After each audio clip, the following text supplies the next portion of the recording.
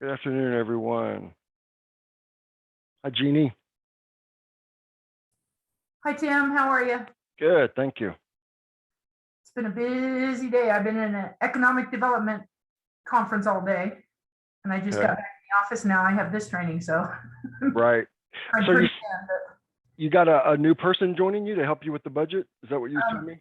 she's one of my payroll clerks, but I need help because I've taken on the nutrition and transportation, some other stuff, and so I've had to get her to step in to help me. I'm going to shut my door so I don't bother my staff. Okay. Mark, you're with Oregon Trail, is that right? Were you talking to me again? No, I was talking to Mark. I'm pretty sure he's with Oregon Trail. Yeah, and I'm here part of the day Thursday and off on Friday, so I don't know if I'll be able to join from home on those days. Yes, but- Mark is part of Oregon Trail. Thanks, Timothy. Stepped away from the desk for a second. Right. Jeannie, we're recording these. So and I'm gonna put them up on the YouTube channel. So Okay. you'll be able to go back and watch them if you need So you'll to. send a link if I miss a Right. class Yeah. or two? Yep. That would be awesome. Thank you very much for that. Sure thing. We'll give Scott a couple more minutes. We'll be back. I'll be back on at 1. Okay.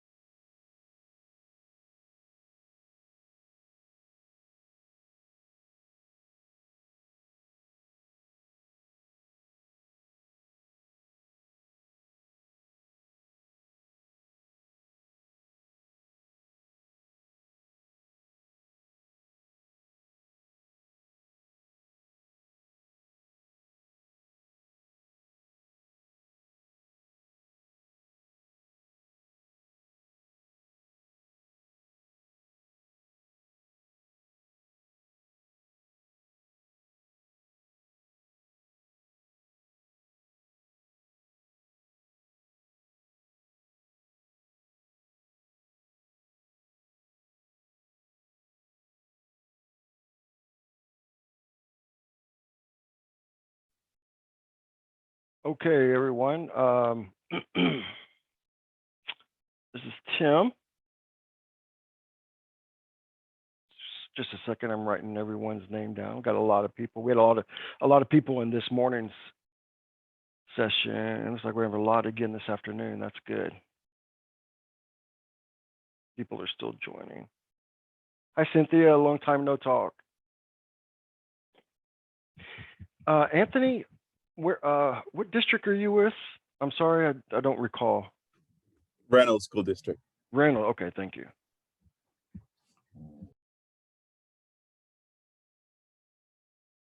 And Annie, you're with Westland Wilson? No, That's correct. it is Wilsonville. Westland Wilsonville. Okay, thank you. Okay. And Jackie.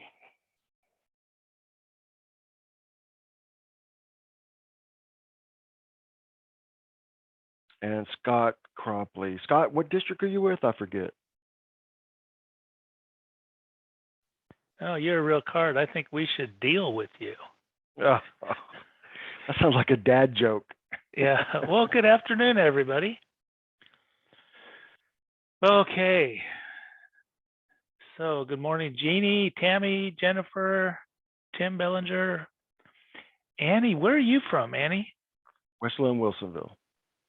Oh, Anthony LeBron. Where are you from? Reynolds.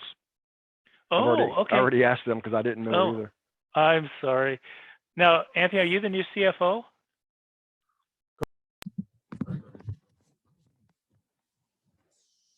Was that a yes?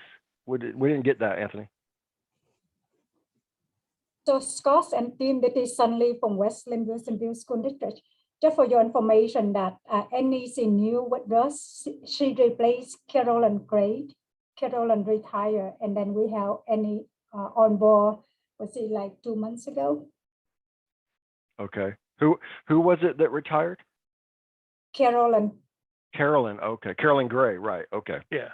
Okay. All right. And J.R. Shellmeyer. J.R., where are you from? I'm from Reynolds School District as well. Okay. I'm the executive assistant to Anthony LeBron.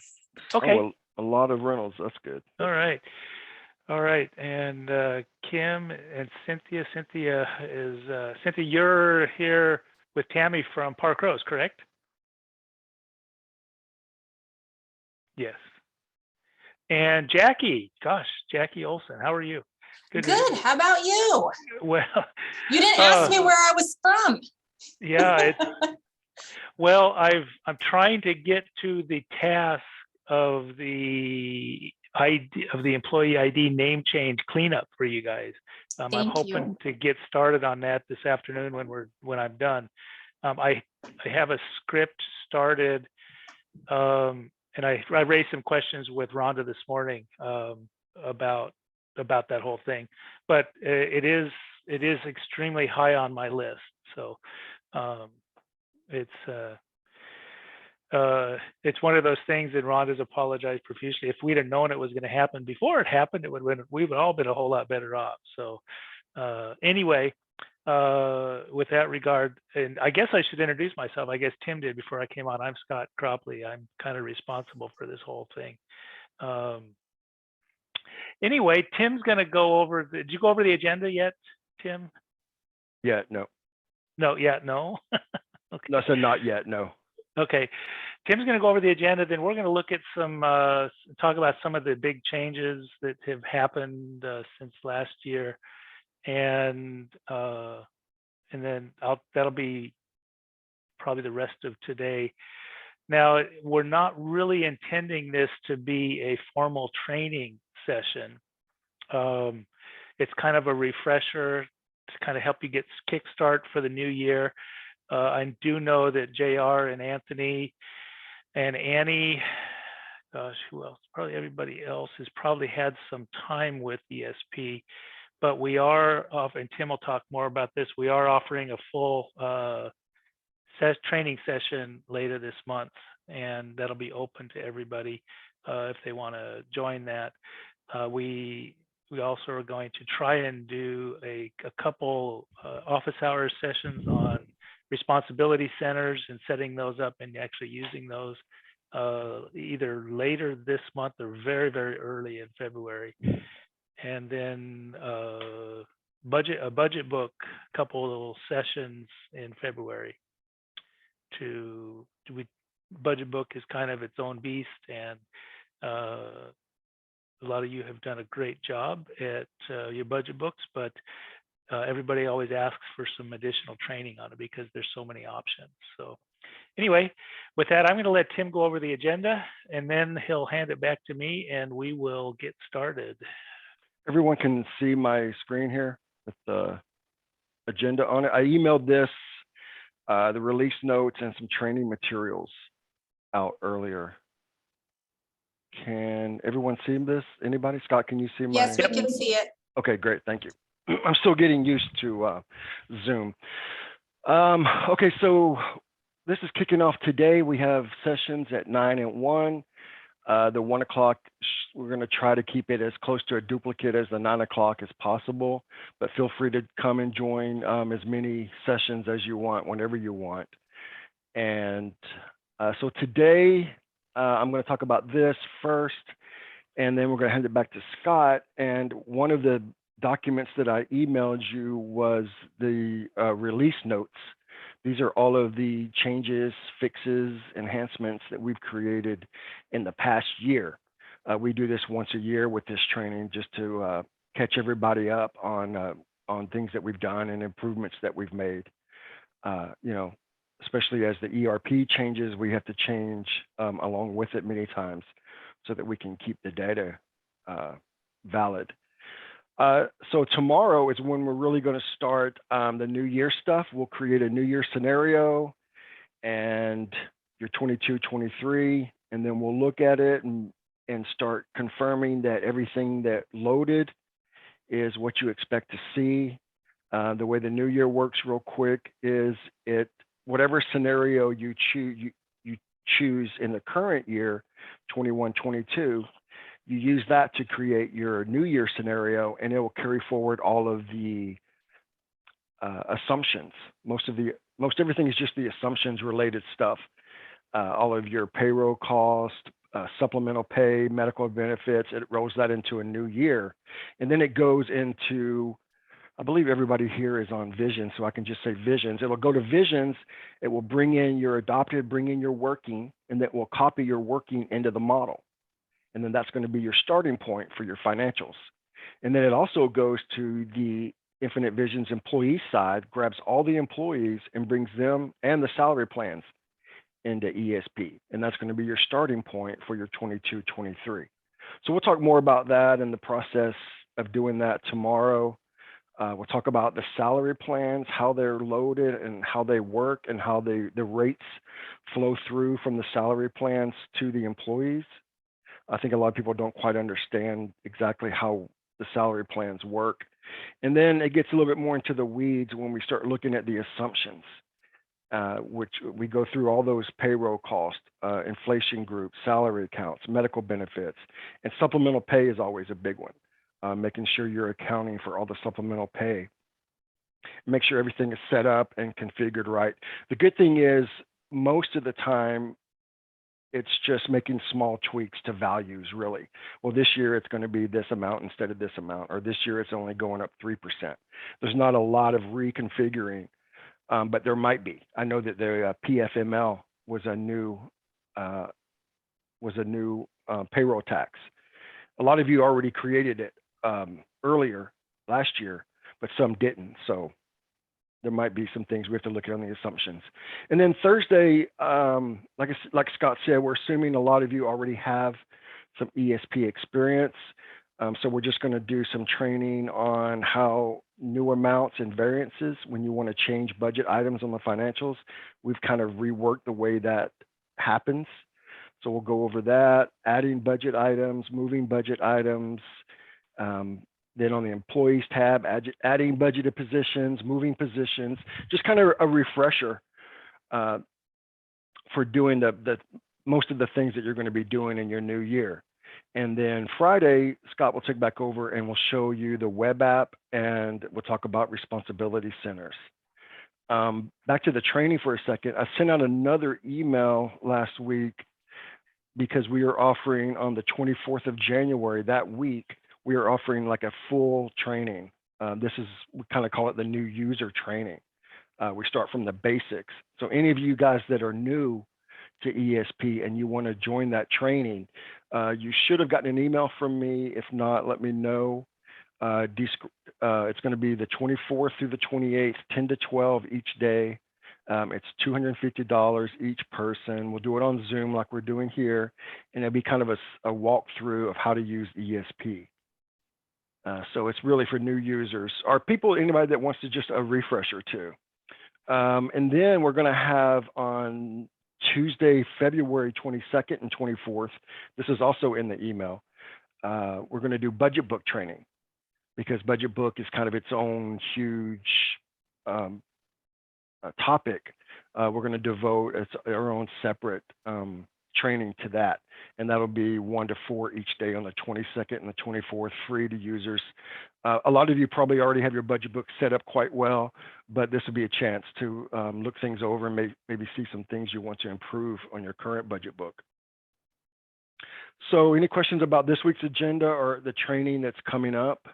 If you didn't get an email from me with the description, just speak up now if you want to, and I can make sure I get your email, because I'm not sure if I got an email sent to you, Anthony. I might have. I don't remember. I have to double check. But anyway, if you're interested, just send me a message real quick or an email to support, and we'll get you signed up for that. We've already got about 4 or 5 people signed up, so we'll definitely be doing it. Okay, all right, I'm going to hand it back over to Scott. He's going to go over these updates, fixes. Like I said, you guys should have this release note document in the email I sent everyone this morning if you want to take a look at it. All right, Scott, it's all yours. Okay. All mine. All right. I believe I have to make you host again. Make It host. does. You can, well, you have to just stop sharing, and then I think I can start sharing. Okay. I made you host, so I'm still sharing, I think, though. Let me stop sharing. There we go. Okay, I stopped sharing. Okay. Oh, I'm sorry. I meant to mention we are recording these. So if you don't make it, or if you want to hear something again, or you miss a session, these will be up on the YouTube channel some point in the near future. Okay. All right, so everybody can now see my screen, right? And they can see the ever familiar ESP main window. Just for a little bit of review purposes, and for the folks that have not really got a lot of experience with ESP, I want to talk about the data sets. It's handy to just at least have the level of knowledge to know what we're looking at in the main grid. Here we're looking at the financial grid. ESP maintains 4 sets of data in each scenario. The green set is the model. This is the actual number that gets calculated or generated as in the development of your budget. It takes all the parameters, all the assumptions, all the pay components, all the employee data, and rolls everything up into the green columns on the financial grid called the model. The blue columns. Sorry, real quick, Scott, you guys do have a copy of this in the email I sent you as well. It's called guides, I believe, ESP guides. You have the copy of this document.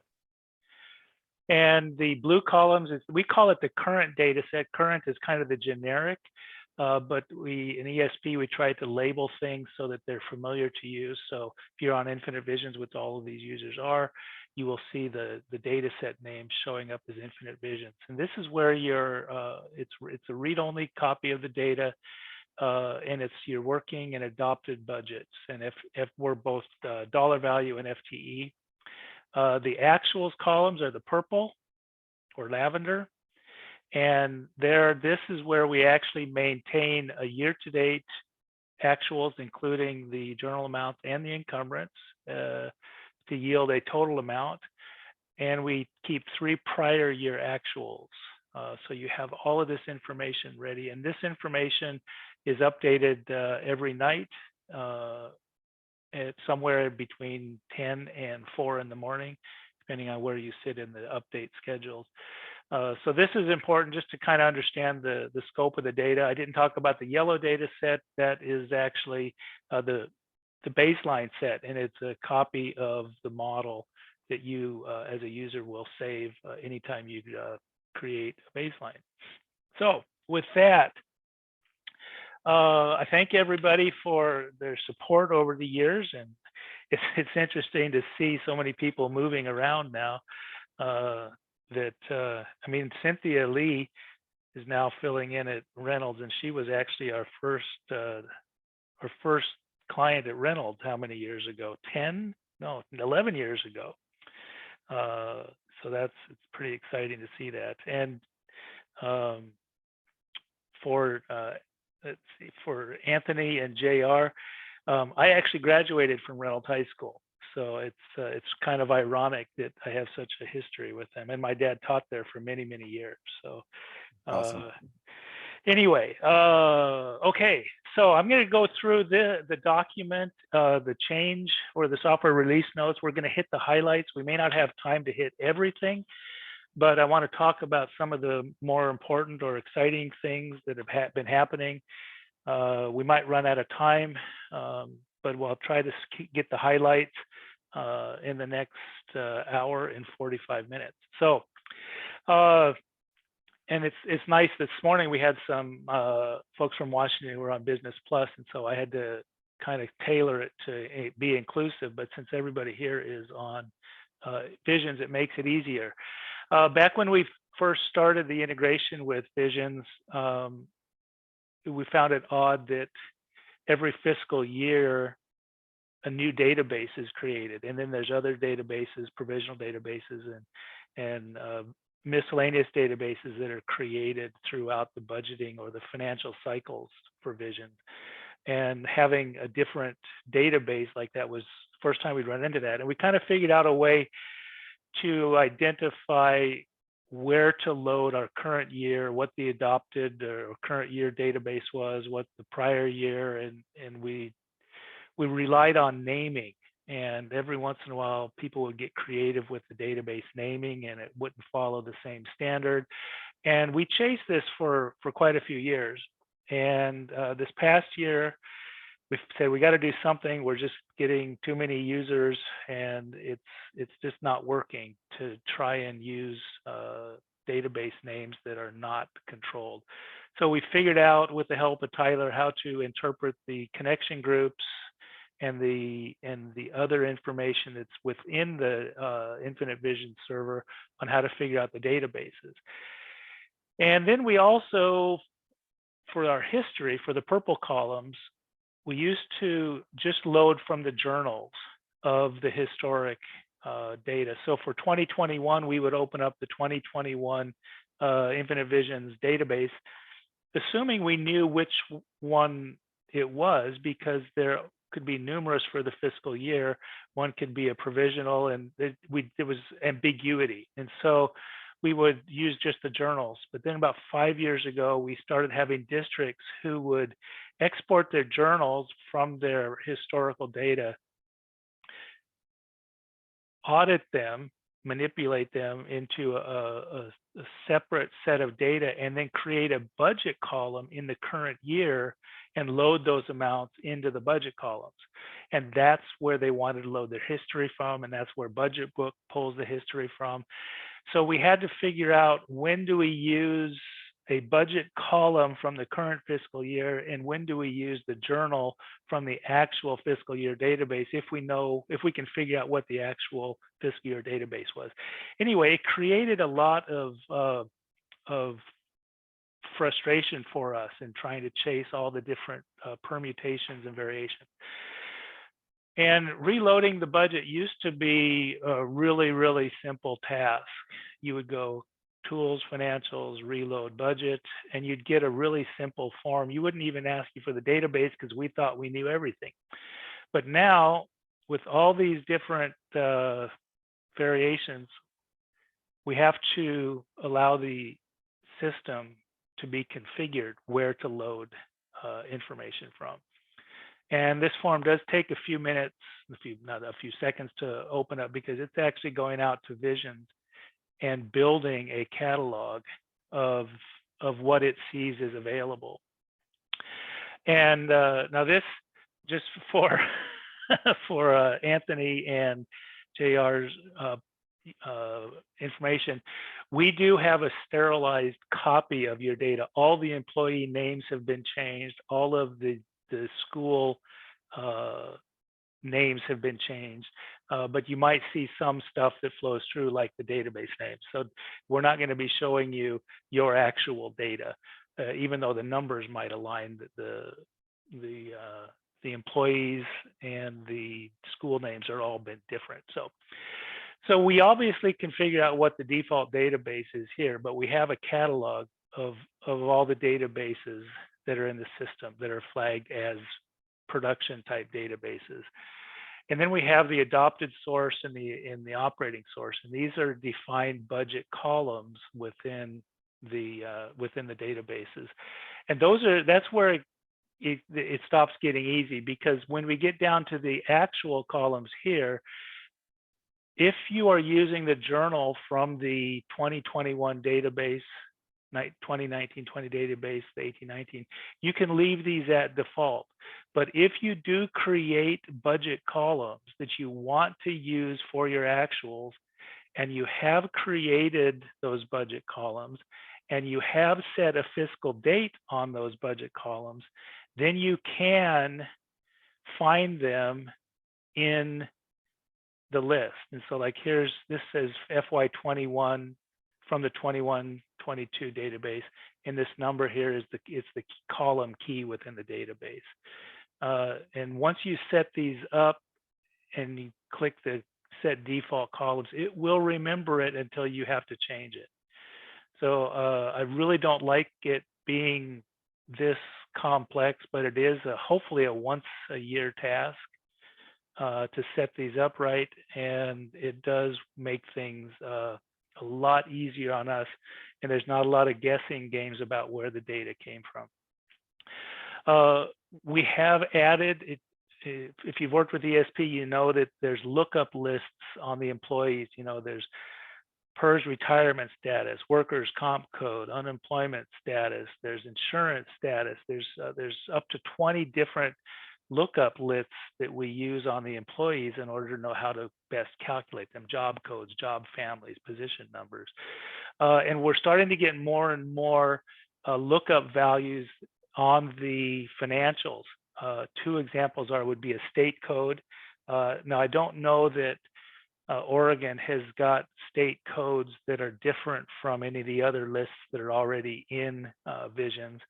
But Washington does. They have a separate, they call duty codes, that everything has to be coded to report to the state. So we have a state codes table, and now in Visions we have budget control groups.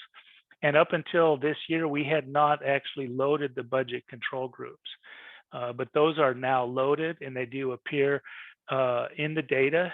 And if you reload, you know, the hallmark of ESP is if you reload your Infinite Visions or blue columns, we do not touch the model unless, there's always an unless, you tell it to, and you will know if you're going to do that.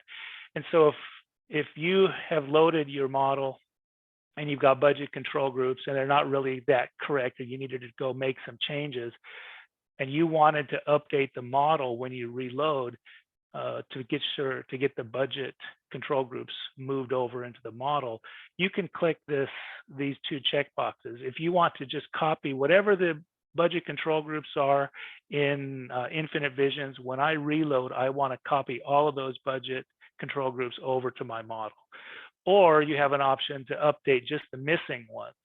So if you've got budget control groups in your model that are empty or none, and you have a value that's now coming in from Visions, it will update them, just the missing one. So you have a couple options here.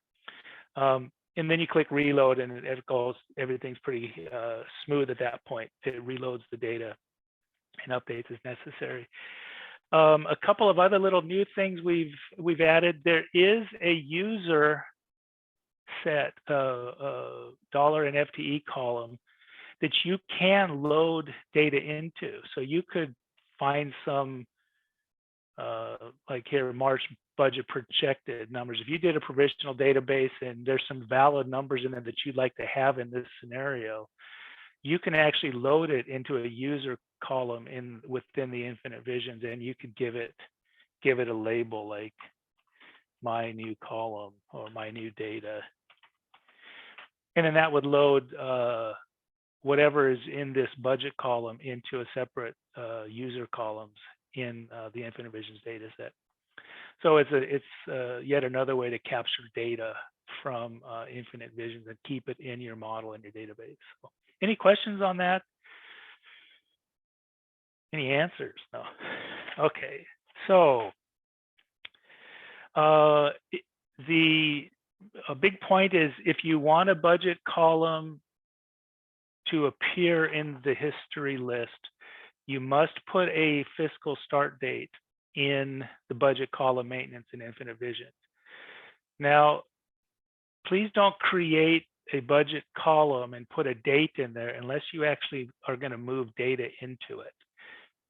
We've had situations where users have created a budget column instead of fiscal date, start date, but never actually copied the data into it. And then they call wondering why there's no data in that column, and because you garbage in, garbage out type of thing. So it just helps if don't create the column unless you're going to actually load data into it. It'll confuse everybody. Okay. You can actually load the model here too. If you wanted to go back and load the working model from FY12 provisional, you could actually load your model with that data and use that as a starting point. Scott, can I interrupt real quick? What's that, Jeannie? If we don't use the budget columns like some people are you still just going to load ours off the journals?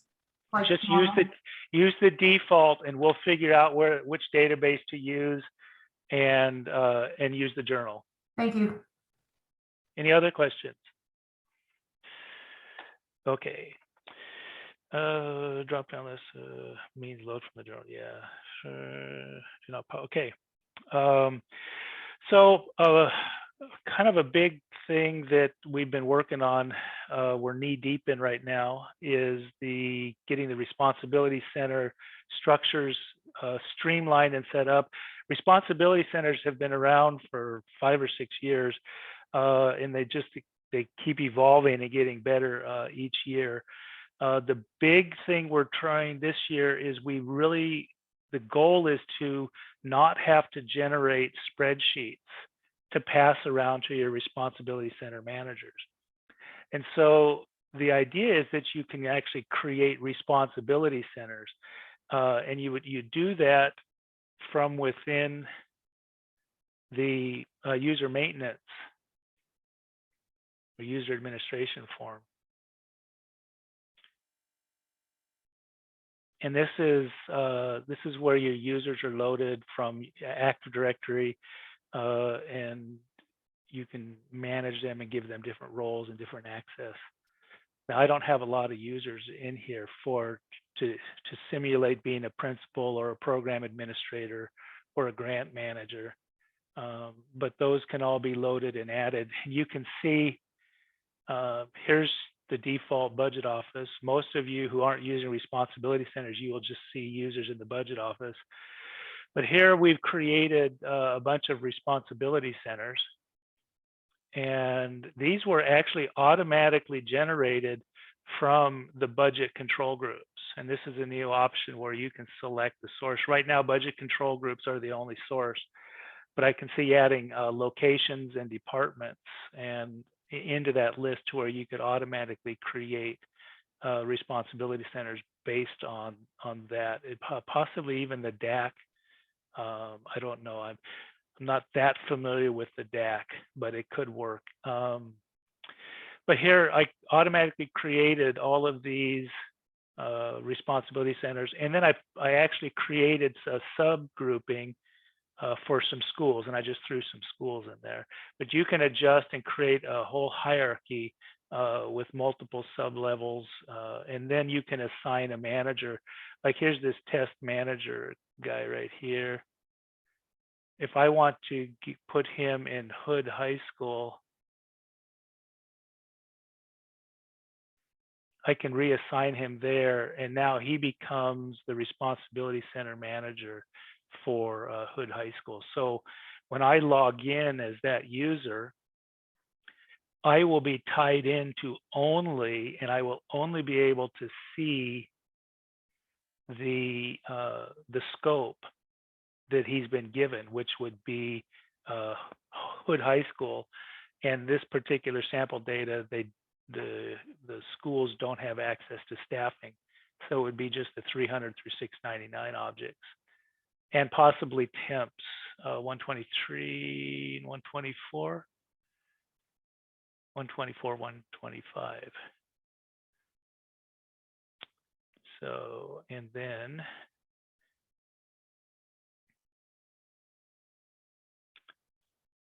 and again, the whole goal is to try and not have to generate spreadsheets and actually let them use either the web app, the main desktop app, Citrix, RDS, whatever, to actually submit their budget directly into the scenario. And it's taking a while because the more responsibility centers you have, I did tell it to update the structure. So it's going through and it's going to update. All the budget data keys have to be assigned to the right responsibility center, and it has to be summed, and everything has to be lined up. And then that updates the responsibility center grid.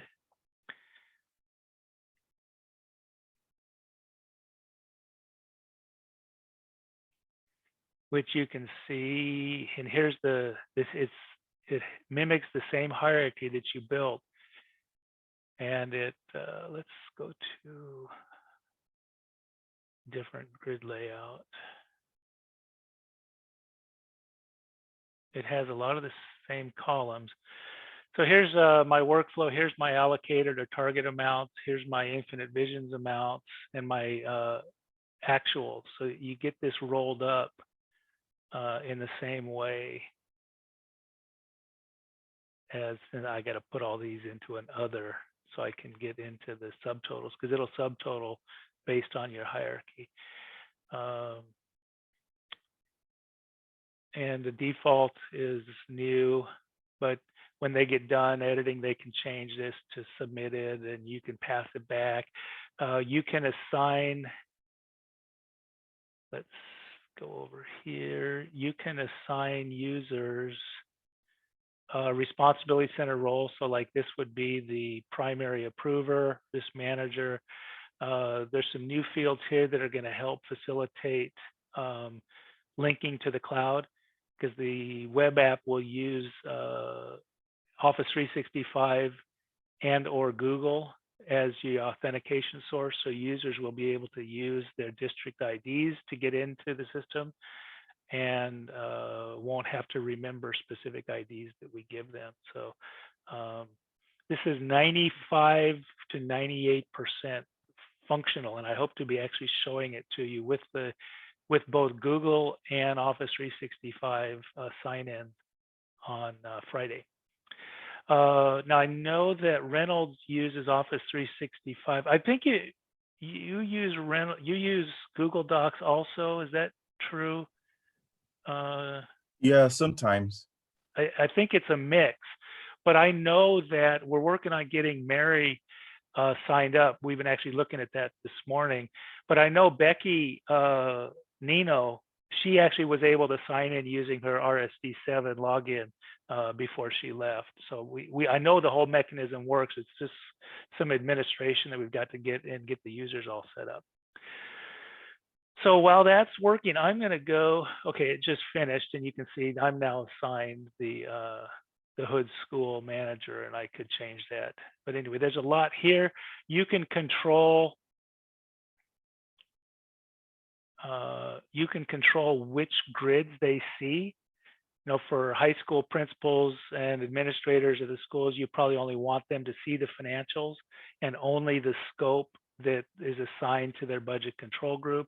So you wouldn't have to add anything to it, but you can put in, if you're not going to use responsibility center sources, you can build a whole structure of account code masks, similar to what the DAC does, but you can add and remove access to different and even overlapping scopes. Okay, then, back at the department level, you can create a grid view and lock the users into that grid view. You can either make it a default,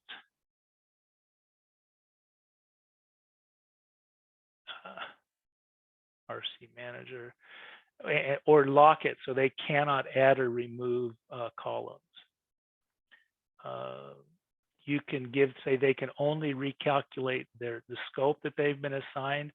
And we now have columns. You can add either, if neither of these checkboxes are checked, when they make changes to the financials, they'll actually make changes the same way you do, using the new and variance columns, and it'll get moved into the fixed amount. But if you have the proposed column set up, they will actually submit their budget into the proposed column, and then you have the ability to go in and review it and then accept their submission into the actual fixed columns of the budget. So there's some options there on how you want them to enter it. Okay, and with that, any questions? Well, I guess the big thing, I'm going to show you this. I'm going to show you this more to you on Friday, but I'm going to click the Dev Web button here. And I'm signing into the ESP web app. And I'm going to sign in here. And I've actually got an authenticator app, so I've got an intermediate step. But the nice thing is this whole authentication or validation is totally outside of our hands. Once we ask the cloud to validate it, it's up to them, and they will know if you're part of a Google Workspaces account, and they will automatically forward the authentication to Google, and Google will allow you to log in, and then they'll pass it back and say, yeah, we know who this person is. You can count on it being them, and then move on. And you'll get to see the web app. It's actually quite fast. You can see we loaded the whole budget, the whole general fund budget, 7,000 records pretty fast. The column colors, the intent was that the layout be very, very familiar. And so we're not changing a lot of visual paradigms, that everything works as similar to the desktop app as possible, including the ability to add columns. If I wanted to add the model, lists, budget control groups, I loaded the ERP, the Infinite Visions. So here's the budget control groups. You can see how they're assigned. None, meaning they're not assigned to a budget control group. I'm thinking of making the none on the budget control groups to be a user definable label, such as budget office or central office. So it's indicating exactly where, what budget controls that those are in. And you'll be able to leave it at none if you want to. You can also see the responsibility centers. And if a user signs in that is a manager, they will only see their responsibility centers. Or if they have multiple responsibility centers, they will only see the responsibility centers that are assigned to them. If I do have responsibility centers built, I can come in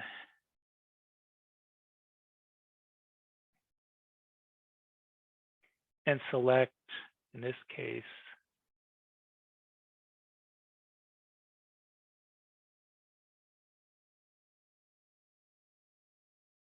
I don't know why it's not letting me select.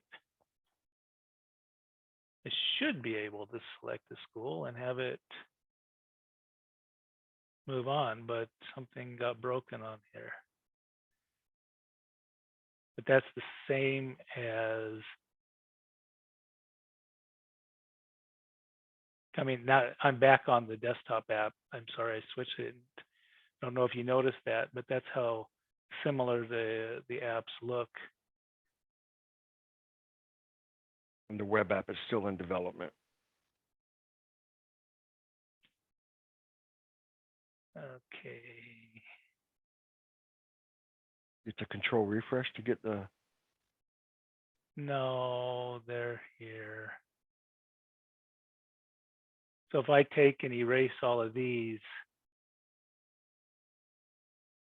fund by object, take the center out. See, it's actually now going to show me just the RC62 or Hood High School. And there, that's it right there. If I were to add the budget control group. And again, I'm looking at fund by object, but the full detail is there. In order to see the budget control group, I do need to go to a full scope though. Because it's not a, you can't sum a text amount. So I'll take my object down, unsum everything.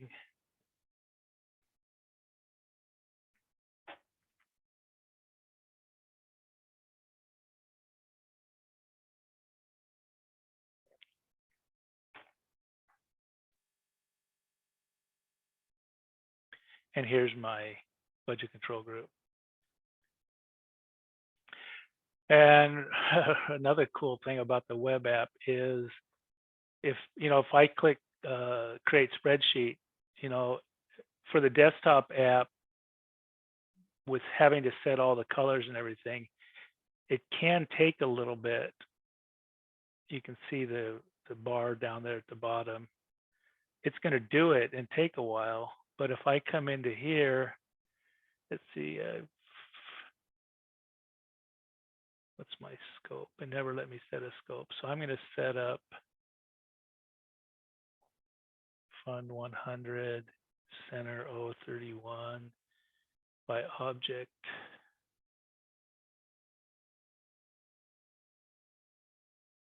I'm running too fast for it. Sum that.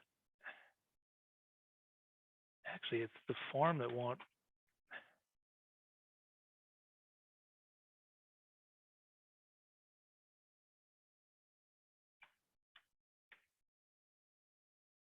The scope form is not accepting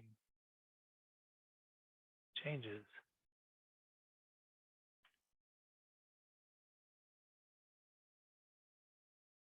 Taking the click.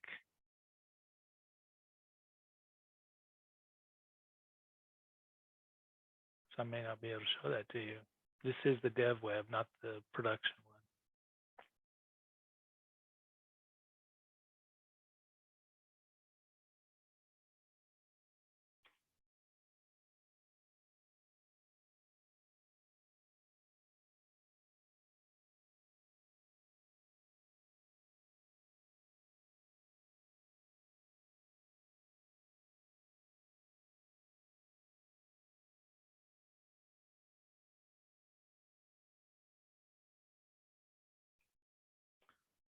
Well, I apologize. Maybe I can still show what I wanted to. Save the spreadsheet over here. It does it, but it's actually quite fast. And it does a lot more. You can see it's actually created a good representation. Plus, it's also done the subtotaling function, which you can toggle on and off with the Control 8 button. And you can set the summary levels based on the hierarchy. And this is actually loads right to your desk. It's available right on your desktop as a save file. Where with Citrix and RDS, you have to actually save it to a common shared drive to get it back down onto your desktop. So Okay, any questions so far? Again, well, I'm going to spend most of Friday looking at this and hopefully a complete responsibility center manager scenario where they would enter their budget in the web app as a proposed budget and then show it in the desktop app and accept their budget changes and kind of show you the end to end of how that all that's going to work. And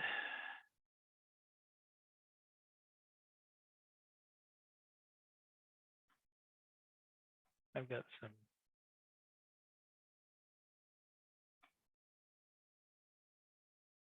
screen issues going on here. You can still just see a blank screen. Is that correct? Anybody? Correct.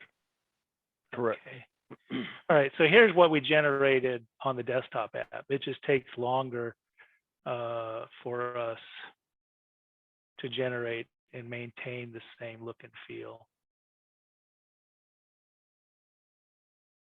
And it doesn't have the subtotaling, automatic subtotaling that the web app has.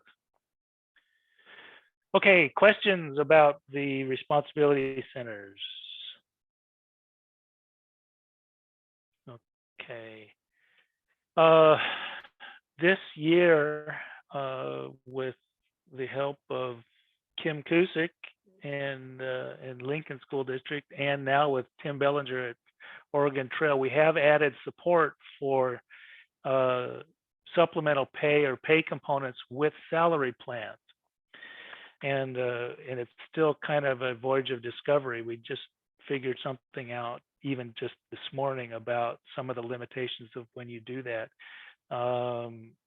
But it does work. It allows you to pull the pay component factors from the salary schedule and use that as the basis. So then you can do stepping, you can do cost of living increases right on the salary schedule. Or if the salary schedules change in Visions, if you reload the salary schedules, you'll get those values in and you won't have to come in and adjust the actual pay component amounts. And Tim, I don't know if you got my last email. The scope of that issue was the person was getting 2 work condition stipends that were on the same salary plan, and it merged them together, but when it calculated, it didn't know there were 2 there, so it only used 1 salary schedule cell. So I think those are going to have to be keep separate when you have a salary plan assigned to a supplemental pay. So I'm working on that when I'm not doing this. And Kim, we did step your supplemental pay last year, and I do have some work yet to do on stepping them. We have the base plan code preserved. I just need to make sure that it's going to work the same way we did it last year. Okay, so if you were to look at a pay component, and we're looking at a pay component configuration here, this used to say just data schedule where you could define a data schedule. Now it has a salary plan, and I actually think there is a cell phone. Yeah, there is a cell phone allowance pay component or plan code there.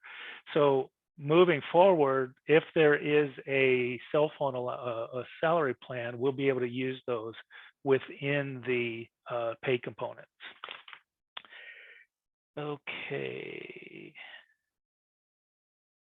And that on the salary plan grid, if a pay component is used with the salary plan, there'll be a little salary plan with this little green plus on it that'll tell you that it's a supplemental salary schedule. And we're still verifying this, how the stepping is going to work this year. Okay. Questions so far? Okay. Let's see this new item.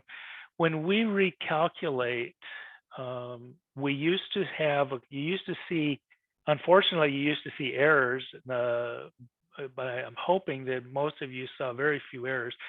Actually, I want to make a note that it was really kind of cool this past budget cycle that although we did talk to a lot of you, we didn't talk to many people about any problems. And I think we had a really successful year. I think that people have been using it for a while.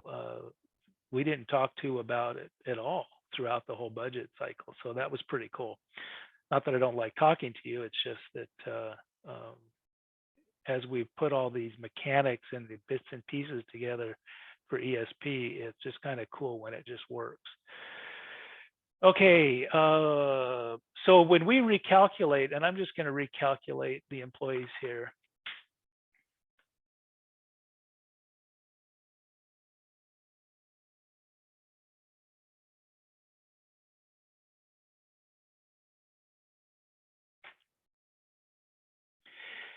As part of the recalculations, we do all kinds of audits. You know, we check to see if it's a salary roll-up account, 111 through a 115. You know, if they've got employees without a salary plan, or if there's a salary, an FTE greater than 1.0, or if there's no benefits. So you can see these action items showing up. This is coming in from, like it says, missing salary plan, total FTE greater than 1. A lot of times those are all things that need to be corrected in the Infinite Vision side or the payroll side. But this kind of gives you a list of things that we found that don't appear to be data or processing errors from the system. That's just, it's a problem with the data that's been loaded from Vision.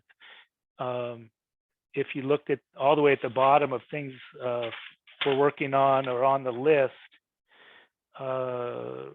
work in progress for 2022, I want to give you the ability to actually double click on, if you double click on it now, it moves up back up in the log where that item occurred. But I want you to be able to double click on it and actually have it open up the employees, or if it's a budget item, open up the budget item in the appropriate grid so you can get more details about what might be going on. But action items are something that you need to worry about. There's you can see a note in there, and a note would be just something that that we want you to be reminded of. I think an example is if you set up a pay component that you are calculating in the employee grid, but you don't want it rolled up to the financial budget, we're going to put a note in here that just reminds you that domestic insurance isn't rolled up to the budget. And so it's just a reminder, because if you start trying to balance things and they're not summing right to the financial grid, having that reminder of why you might be missing some numbers between the employee grid and the financials grid is handy.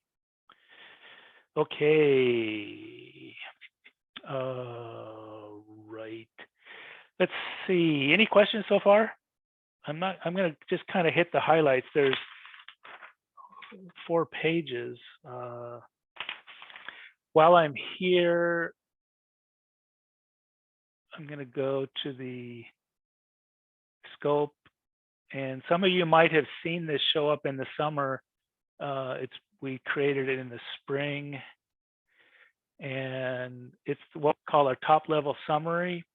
And this new icon on the toolbar will actually open up a summary item, and you can select a lot of the lookups like PERS status, and it will actually add a top level summary to the grids, both the financial and the employee grid. And you can group things by, in this case, I selected the retirement status table, or it's labeled as PERS.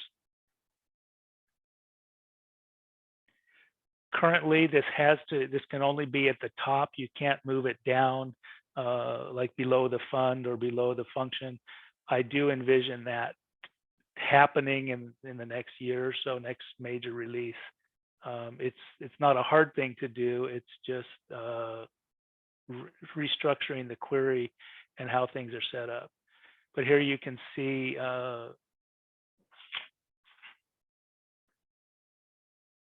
here's your different PERS statuses. And it's all, I always like to look and see what's going on with I always say with the nuns, but it sounds like I'm talking about the Catholic Church. So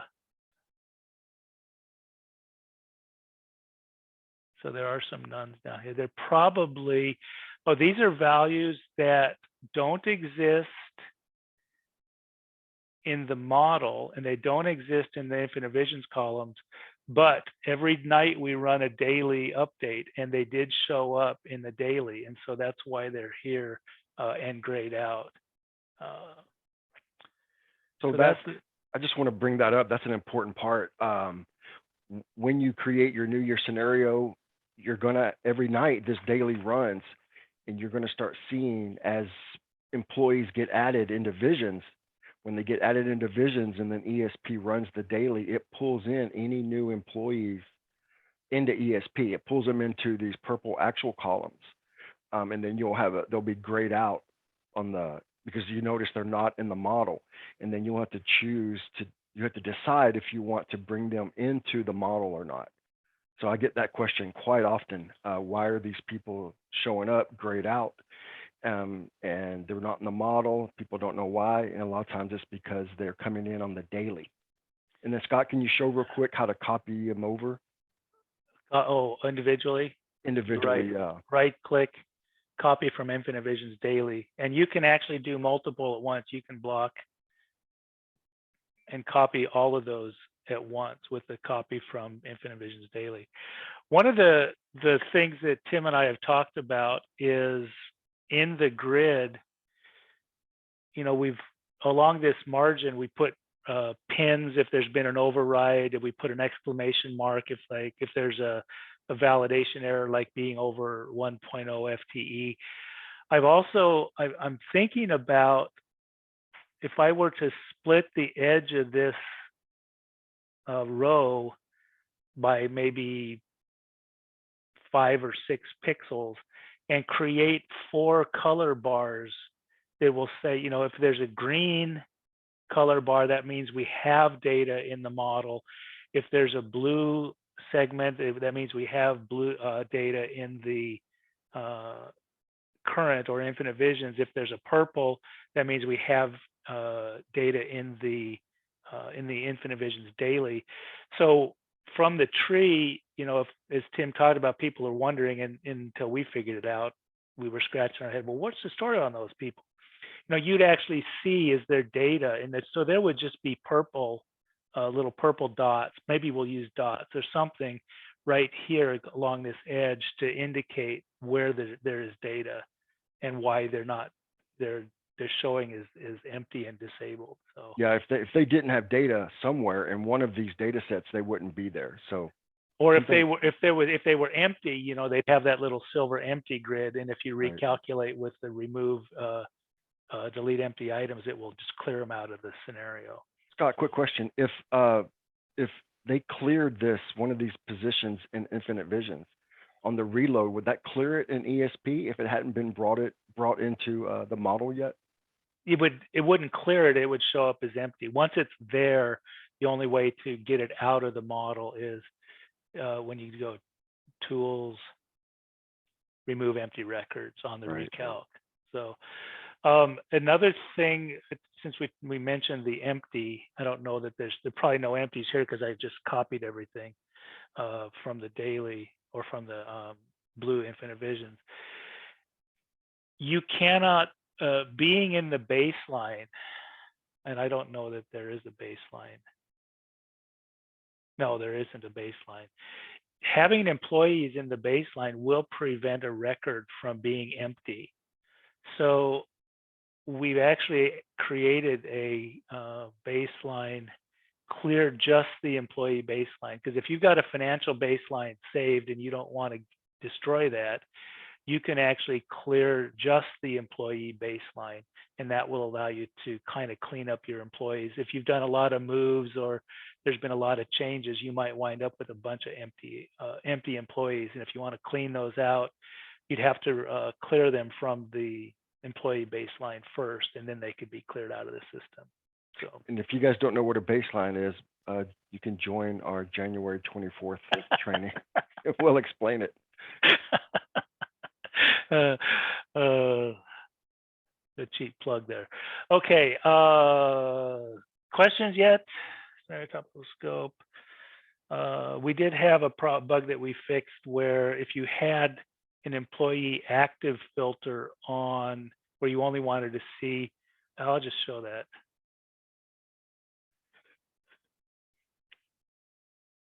So if I go over to the filter and I want to only look at active, I'll click that active flag. And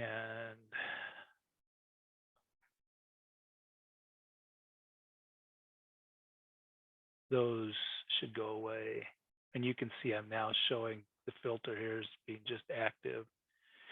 But if you were to close ESP and reopen it, it would remember the scope, but it wouldn't remember the active flag. So we fixed it. It's kind of a pain. Another thing about preserving of state.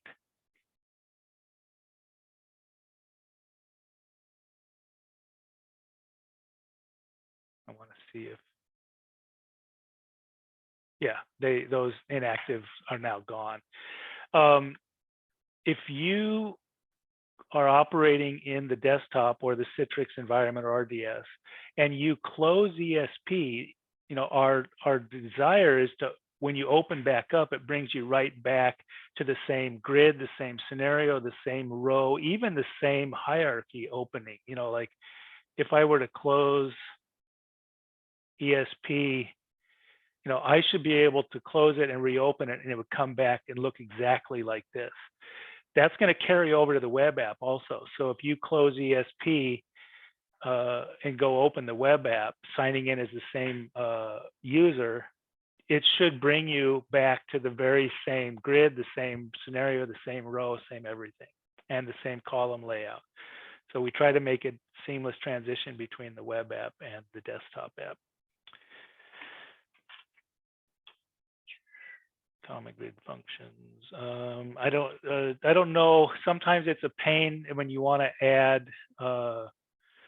multiple columns. I'm going to go over to the financials because I can load things faster with the smaller scope on the financials.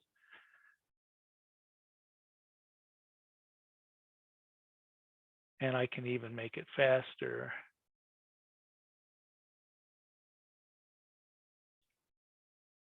If I summarize things.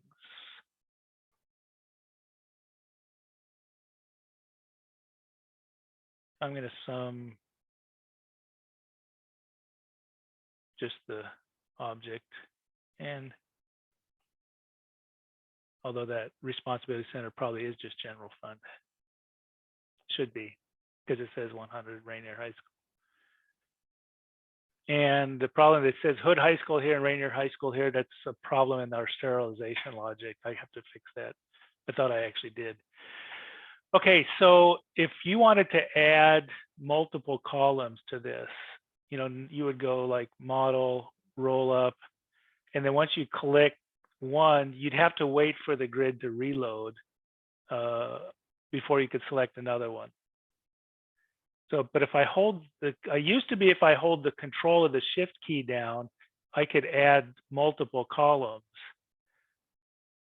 And because I would always forget which one it was, I made a change so you can either hold the control or the shift key down, and it's going to let you select multiple columns. And then when you release the shift key or the control key, it will then rebuild the grid with the selected columns. Just make sure you hold one of those keys down before you select the first column. Yeah. And sorting, if you hold the shift, if I hold the shift key and I double click, it toggles the sort. If I hold the control key and double click, it actually hides the column.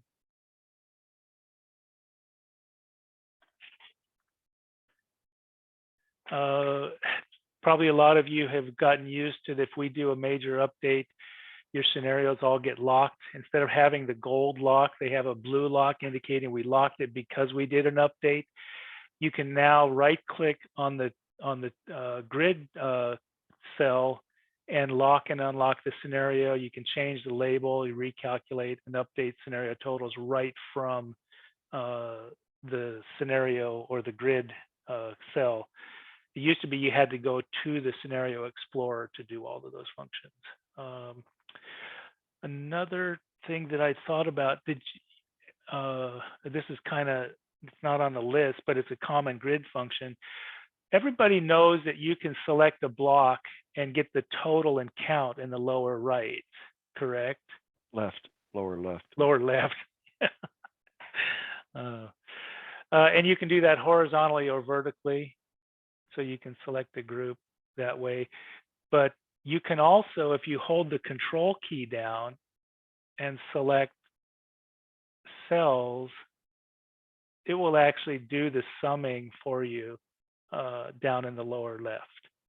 So just a little creature feature we built in. And also there's a menu function, if you wanted to validate some totals, if I click calc range, it's going to pop up a summary. It's going to tell me 395 the values, the min, the max, the mean, and the median of those numbers. So, and again, that works both horizontally and vertically. Okay, those have been around forever, but a lot of people probably forget they're there. Scott, do you have on there, I don't remember if it was this year or the previous year, the copy and paste budget element string?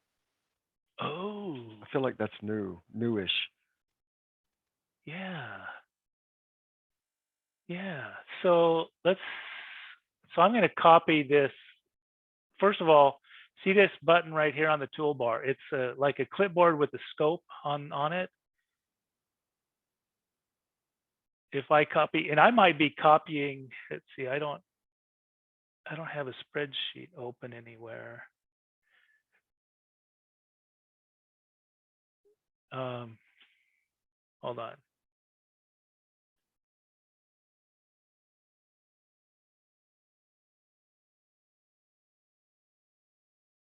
We use this all the time. It seems like a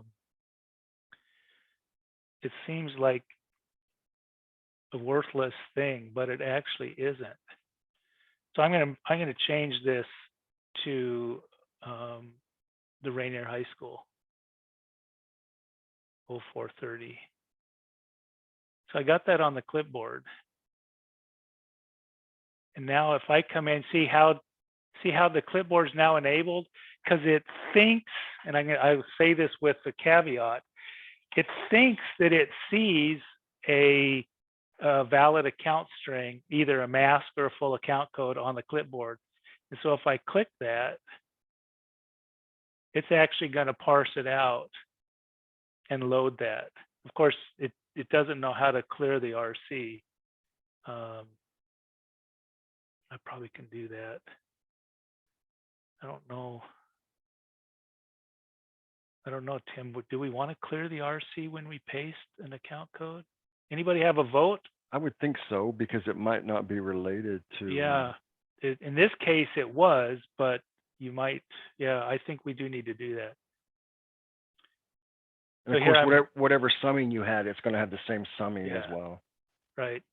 So that's kind of handy, and it does show up on the actual scope form itself. Here's the clipboard button. It's going to give us the same scope. So.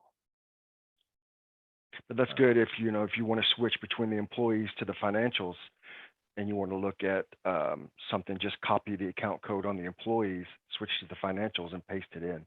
Or in the cross tab too. Yeah. Okay. Save baseline.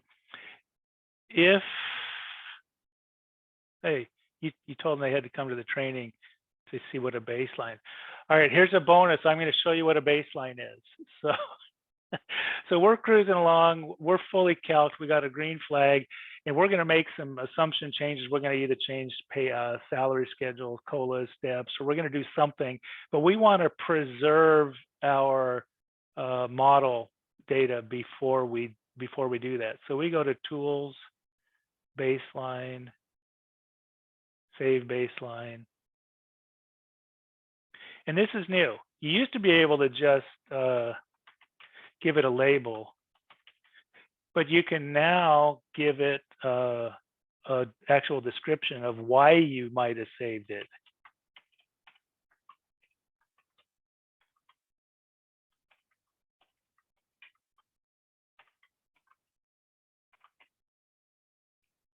So if I save that, it's going to go out. It doesn't take that long.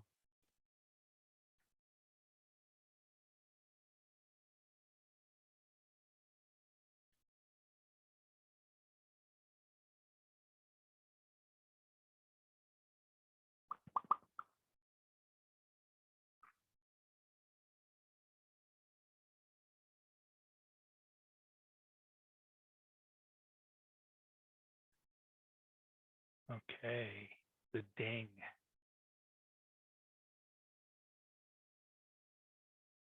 I don't know why it reads to reload, but it does.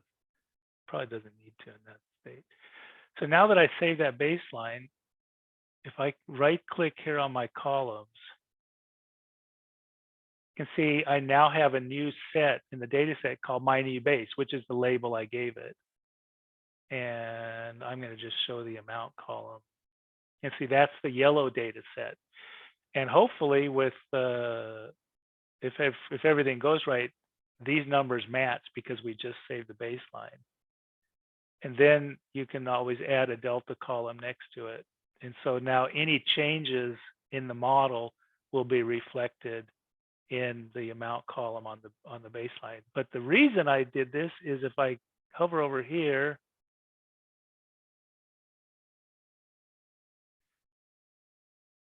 so Tim, we lost some other column descriptions that I don't know why. It should actually pop up the baseline description and put the baseline description right here.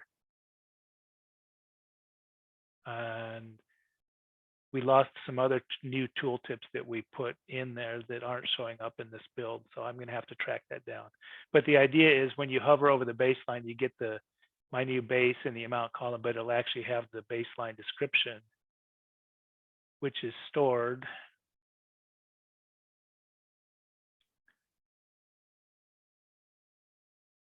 over on the assumptions tab under the scenario.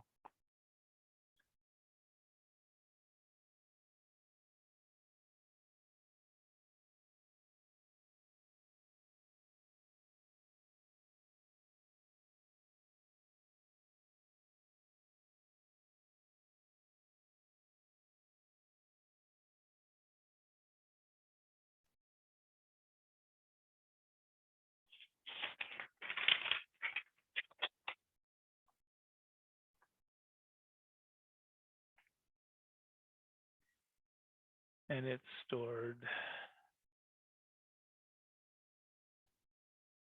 right here. It has the date and you can actually edit these right here and change those parameters right on the assumptions grid. Okay, back to the financial grid. We added some features that you've always been able to move budget items. And if you move a budget item or a budget hive or hierarchy on the financial grid, it will actually move the employees with it. But we haven't in the past given you the ability to copy and split budget items. So in order to do that, you do have to be at a full scope. So I'm going to unsum my scope, move my object to the bottom.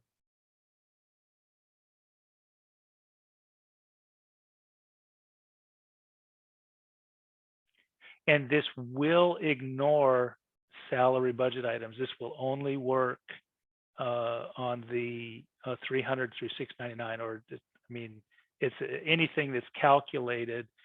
It's not going to move or copy, assuming that you're going to have to go over and make changes on the employees and then recalculate and get all of your fixed costs to calculate. But if I wanted to come in, let me find something.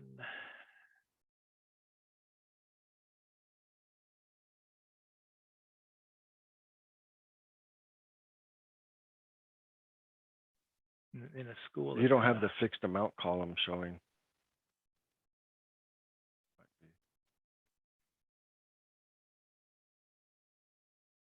Okay, so let's say, actually, can I find something without without an employee in it? Maybe. Probably not. There's Okay. consumables right there, 700. I just saw it. Yeah, but I wanted, let's just do this. Okay. So if I wanted to take this EAP, it's a little tiny amount, but, and I wanted to split it.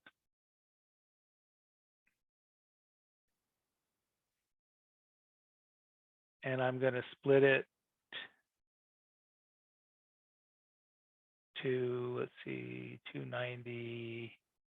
I'm going to split it to 292, and I'm going to split it by 50%. Put a comment in. I'm going to click OK.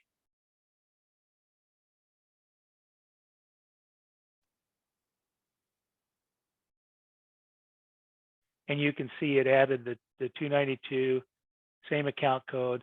It added $7 here, took $7 away. The net is $7. So that's pretty trivial. And also we get the little split symbol there.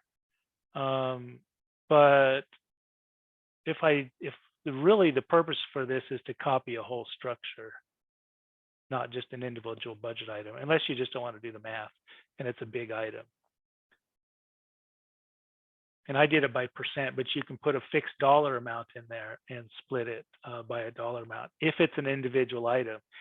If you're going to do a section or a hive of the budget, then you can only do a percent logically. So if I wanted to take all of, where was I? All of this guy right here. Where was I? It was $14.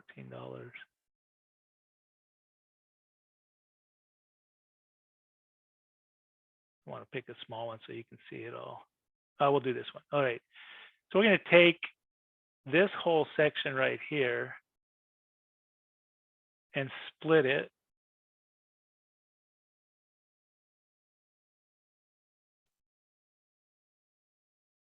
And we're going to split it by 50%. You see, it doesn't even give me the ability to do a dollar sign. I'm going to split 50% to, and notice the object, because that's the level we're above, is now a wild card.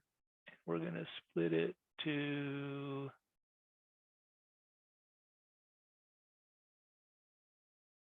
no,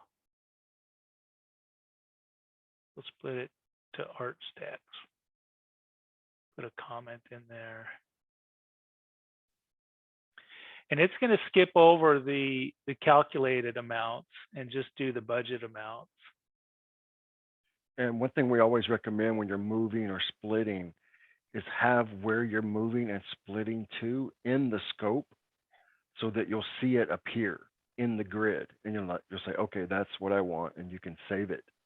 If it's not in your scope, if you're moving something or splitting it to outside your scope, you won't see it happen before you save, and that's unadvisable. Right. And so here you can see I split it off. The net is the same. And to Tim's note, notice that the new budget items are all flagged as delta amounts. And the reason for that is if you didn't have the destination or where you were moving it to in the grid, it would, and we didn't treat it as a delta, it would fix those amounts. So you might have had other budget items that existed, you just didn't know it. That's why we want you to have the full, both the source and the result scope visible, but it will flag the moves as deltas. So it will be additive if those budget items should already exist. And if you want to just copy a structure, and this is my changes. You can use 0% in the percentage and it will copy just the structure. Because theoretically, if you were to have a new school or a new department or something, you could go to a top level, do a split and put 0 in, and it'll copy the budget structure for you without any dollars in it. And of course, if you turn around and recalculate, remove empty items, they would pull them all back out. So, okay. Add copy from working. You can, some new functions on the tools, copy clear scenario data. This should actually have the working, should say working and adopted. These little wildcards shouldn't be there, but you can copy all the budget items from the working, from the adopted, or just in the scope. So if you set your scope, or if I selected this, it's going to copy the scope 100.031 over my model. So whatever's in my working will become my model, and it'll remove empty records, recalculate, and you can tell it whether you want to set the reconcile flag. That's the little double arrows indicating that they were reconciled or copied from another set of data. It's just for information purposes. Click copy, it would do that. It would copy it right over. You can do it from, did I have the user? Yes, copy. Oh no, you can copy to Infinite Vision's budget user columns also. I talked about the user columns. So if I wanted to copy my model into the user columns,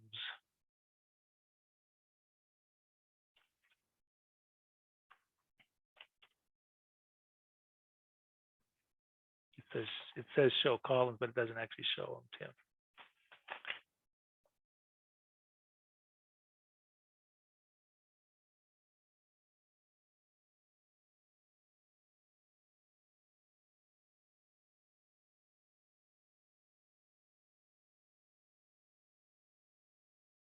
And the purpose of these grid and copy functions are just, for those weird times when superintendent comes in and wants to try something different, and you want to say, well, what happens if we start from last year's adopted budget, or you need to just preserve your model to something other than the baseline.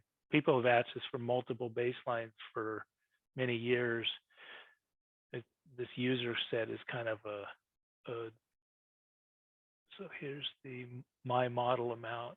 So now I copied the my model amount into there, and it's now editable also. So you could also play a what if there if you wanted to go in and start hand entering budget items. Okay. Reload budget. We also already talked about the loading. For users who've been around, you notice or you remember that even though we eradicated persistent adjustment a couple of years ago, the fact that there are still fixed budget items and there's preserved budget amounts, things like that, there's little pins that show up on the margin of the tree column. And they can be a blue pin, a red pin with a green triangle. And there's labels in the tooltip for the column. And I don't have any here to show it, but right in this space right here, there will be a description. If it's a blue pen, it'll say budget amount preserved. If it's a delta adjustment, it'll say delta adjustment. If it's an RC and there is a proposed budget that's pending, that has not been approved, it'll actually be there. There is a symbol for that. I forgot what it was. We'll see it Friday though, because we're going to do that. Top level summary, we talked about that. It does exist on the financial grid. How many of does anybody, do a lot of people actually have budget control groups configured in their system? I know Reynolds does. I know that Oregon Trail does. Tammy, do you have budget control groups at Park Rose? Yes, no.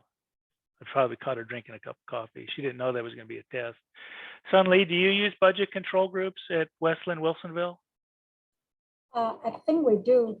Okay. Well, we'll be able to tell now that we've got this functional. Jeannie, do you use them? No, sir, we do not. Okay. And Kim, do you? No, we don't. Okay, Maeve, do you know if you do? Don't know? Okay. All right. Just my information. I want to see how widespread that is, usage is. Okay, top of added show context menu. If you're sitting here on the employee grid and you see you've got 2 FTE classified employees, here's a total their salary, and you wanted to see what those employees were, you can say show employees, and it'll switch over to the employee grid and show you those employees. Tim Bellinger, this is kind of loosely that thing you were talking about where you would want to just show what makes up all the employees. But it's not fully what you were asking about, but at least it's halfway there.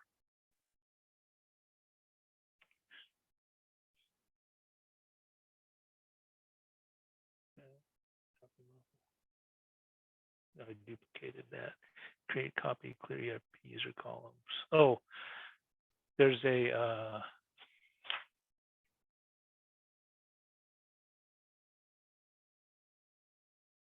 so those are those 2 employees that made up that 79034 in the financial grid. Just like there is a copy, you can clear the Infinite Visions user columns. This column should actually go away once they're cleared. There was a problem if you added budget items that it would not put them in the grid properly. They would still go into the budget the right way once you saved and then refresh the grid, but it was kind of confusing that they wouldn't actually go in the grid in the right spot temporarily.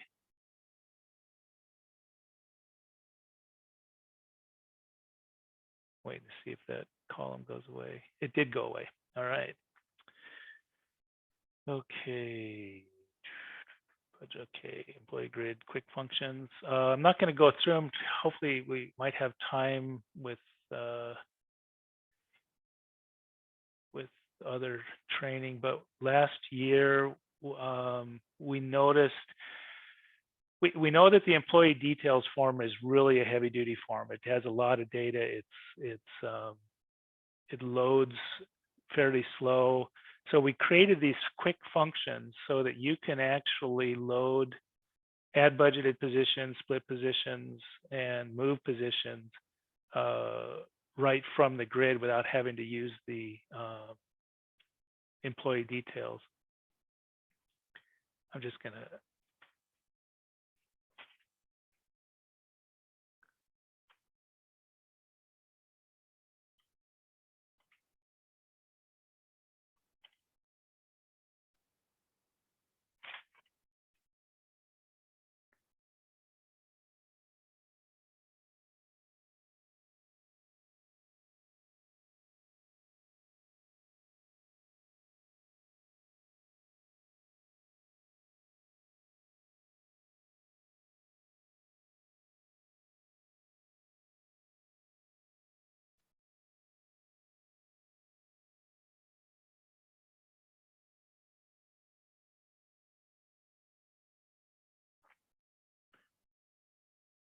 So if I wanted to create a budgeted position right here, I could right click,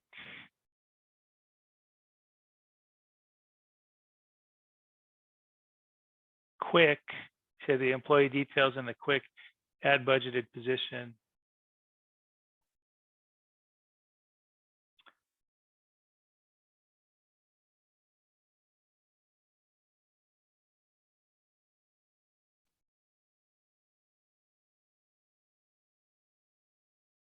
I created a problem with this demo data that's causing this to load slowly.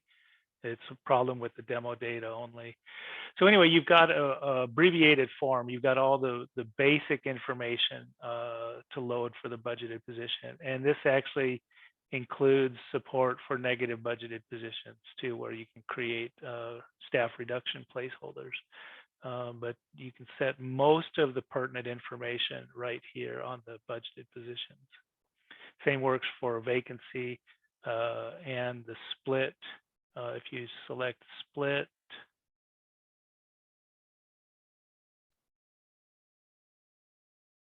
split funding,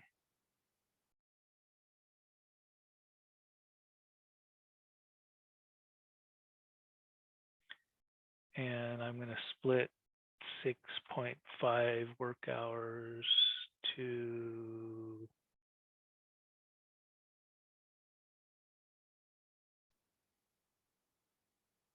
325.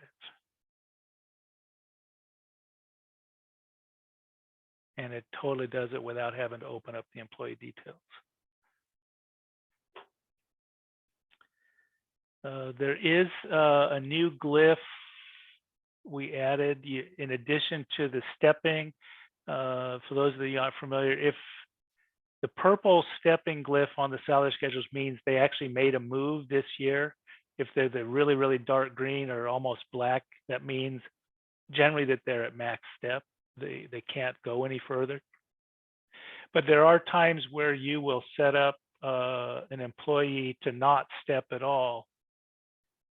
And I don't have an example, so I'm going to show you what it looks like. If I can find it.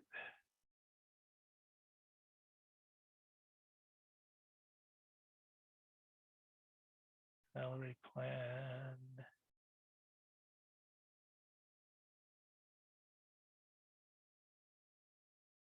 I may not be able to find it.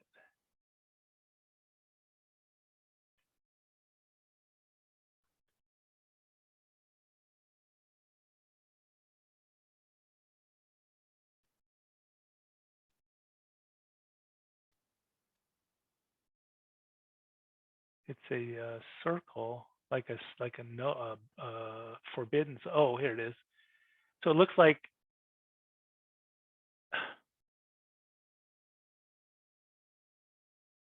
it's this guy right here. It's a circle, and it's actually quite big. It's much smaller. It's only 16 by 16, but it's a circle with a white line through it to indicate that they've been set up and they're not to step. It could be somebody's had a salary plan movement and you don't want them to step into the next year. You can actually set a no step status on that employee, but that shows up there for you.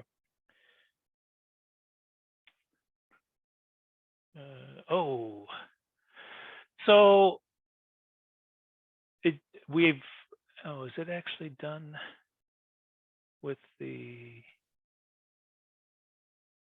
I think it's still splitting. Because it has to create the funding Oh when you man, split.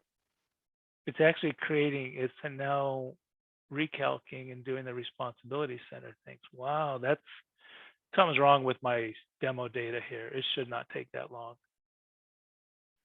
Okay.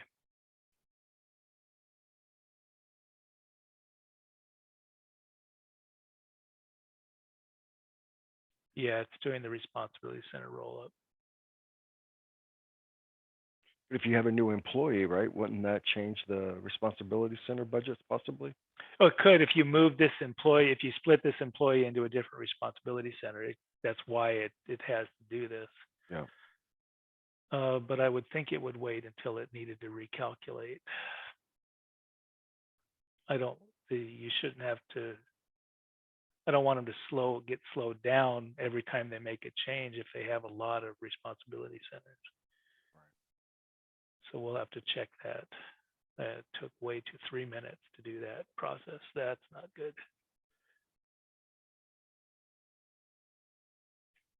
But it did do it, I hope.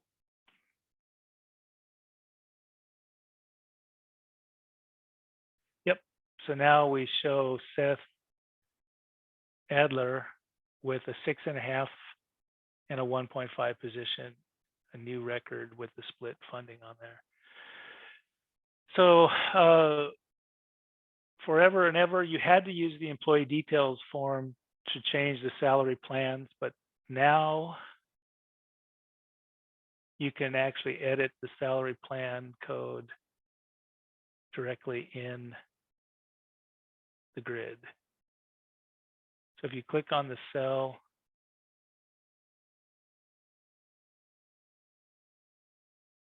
you get a little pop-up window. You can actually change the plan grade and step right here. And it's smart enough, it's actually going to go over and find the IV plan code and change that. You can change it here. Actually, it's not parsing that out right. I noticed that this morning. It works from here to here, but for some reason it's not working from here to here, and that's our fault. We'll figure that one out. But you can, the big deal is you can now change the plan code. And if you wanted to change a bunch of them, if you can isolate them, you can block it and do a Control D and change them all at once. So it's really good instead of having to open up employee details for every one of them. Okay.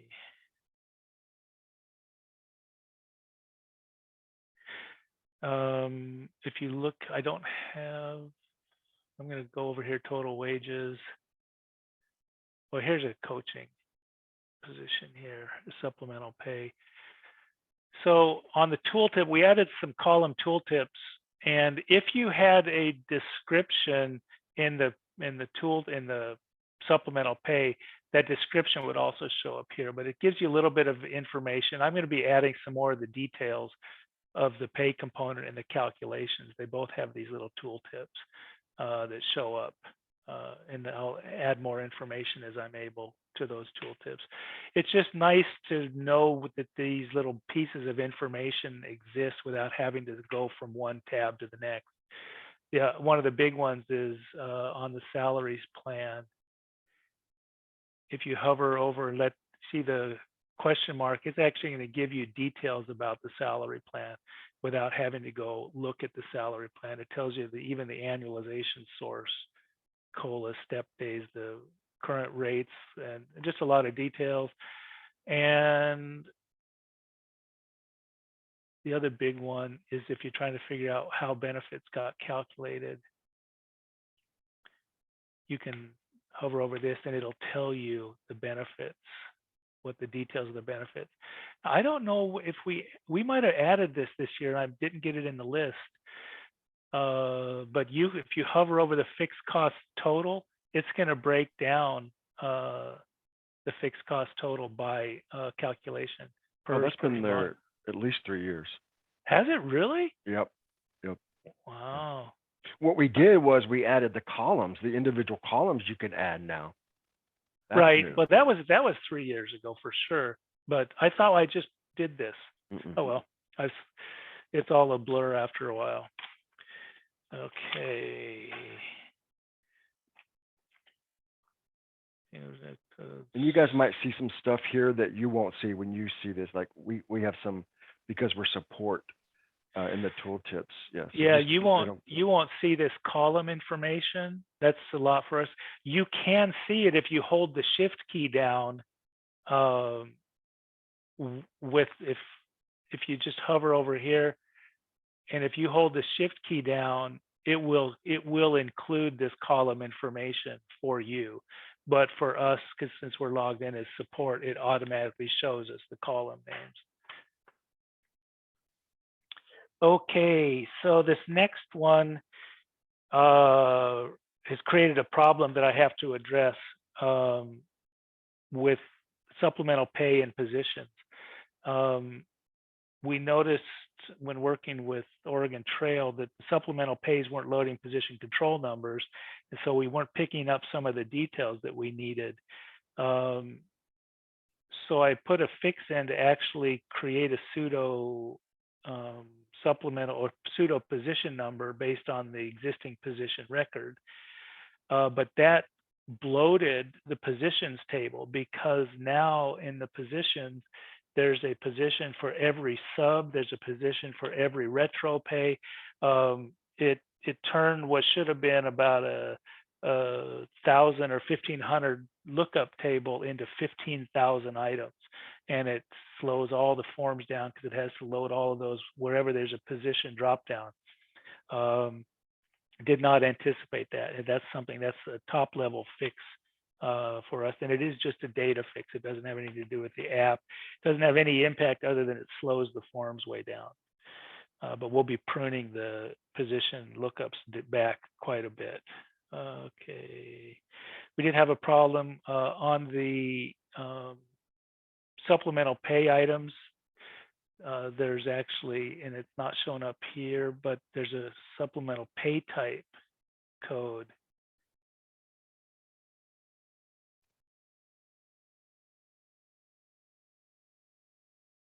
There's a pay type code that's not showing up here that wasn't getting populated. And it is now getting populated on each individual pay component. We added support to load the bargaining units. If you're using bargaining units and they're configured in Visions, that's actually a lookup list. I have not seen it populated on many districts, but I'm seeing it more and more. I don't know that this data has it in there. Education levels, we added those last year, but they weren't loading properly. Now they are. I'm sorry if I missed it. Did you talk about the budget control groups in the scope, using it to sort? You did, didn't you? You did. Yes, that's right. at the top level, yeah. Yep. Sorry. We have a feature that is used to map pay type codes to salary plans. Yeah, see the bargaining units, they're not there in this district, so they're empty, not really used. We have a feature that if you're having your responsibility center managers involved in staffing and where they can create positions, and you want them to create their positions by pay type code, and you want to be able to control the actual salary schedules, we have a feature that will allow us to turn on this support type, pay type code mapping table, and it actually uses it in the quick add function and in the employee details to where it will automatically set the salary plan code based on the pay type code. Right now, the editing of that mapping is still in the table editor, and I need to build a better user interface for it, but it is functional, it does work. So if as we progress with the responsibility centers, that'll be something that you'll see improvements on. Okay, salary plan grid, supplemental status. We now have a supplemental status, and it has its own tree icon in the salary plan grid, and we will roll up supplemental amounts or supplemental totals to the salary plan, just like we do for the salaries on the salary plan grid.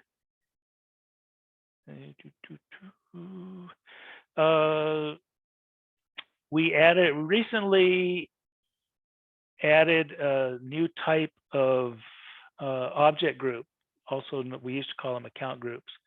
But you can set up an object group to identify your temp employees and isolate them and either choose to load them into the model or just keep them in the current Infinite Visions columns. Anyway, you can see how we total the FTE and amounts from the employee data for the supplemental pay salary schedules. That will do those also, but that needs to be recalced and cleared, all those empty records. But anyway, back to the temps. If you want to identify your temps like 123, 124, or something like that, you can do it and prevent them from moving into the model. So you can lump sum budget or manage them differently. You can still create budgeted positions for those temp employees. You would just have to make sure that the roll up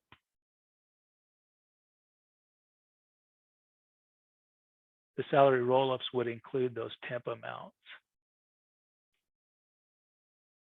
And it would, let me show you what that looks like real quick.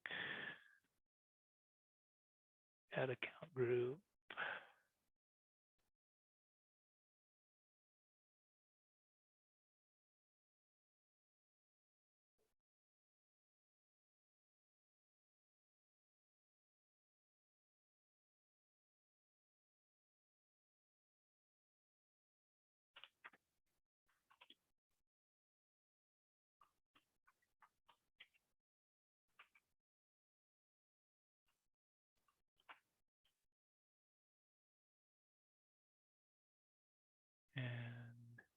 Come down here.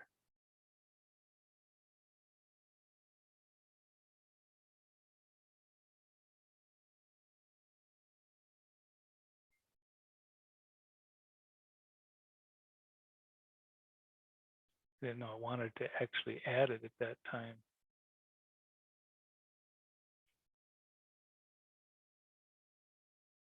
Huh, that was weird.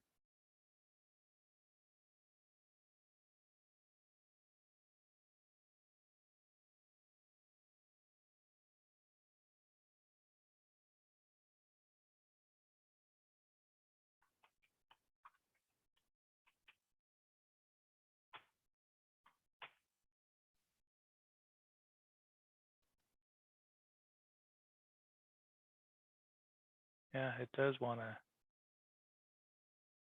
add them right at. Huh.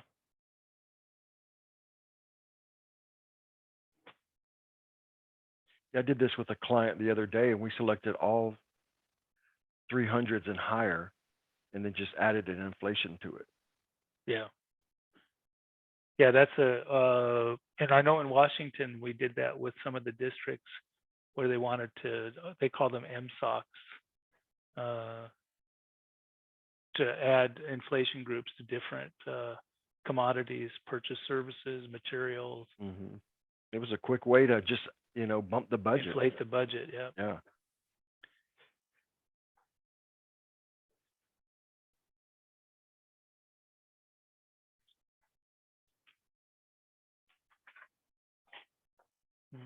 Okay.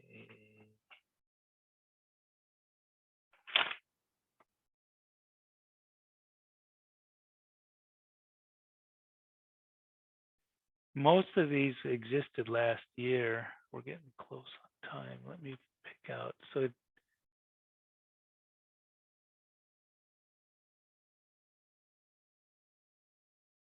where did the new group go?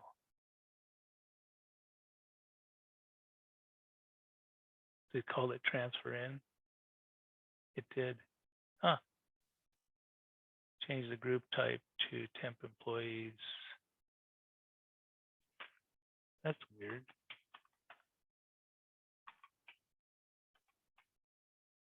But here you can, this guy right here, copy temp models, copy temp employees in model. So if you copy the employees, either using the tools, copy all employees, or when you reload your employees, there's an option to copy to model and recalculate. If you uncheck this, it will not copy the employees in 124, 125 into your model.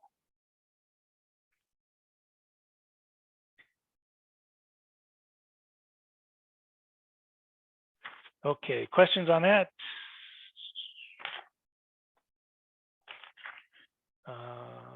We did add the preserve amounts pin. We added it to the benefit plans, the pay components, and calculations. And the purpose of that is if you've got an object code where you want to have a mix of fixed amounts in your budget or lump sum amounts, as well as calculated amounts, whether they're employee fixed costs, benefit costs, or pay components. I'll turn it on here. You can see what it looks like. So if I come down and I say, allow fixed budget items. Okay, so it's going to turn this blue pin on. And this longevity pay goes into object 118. So as we recalculate the scenario, one of the first things it does as part of roll up, separate from actually calculating the pay component amounts, but we're talking about the roll up of the employee costs to the financial grid. One of the first things we do is we clear out every budget item that's object 118. Now, before we do that, we actually preserve the amount that was there, and we save it in a column that's not visible.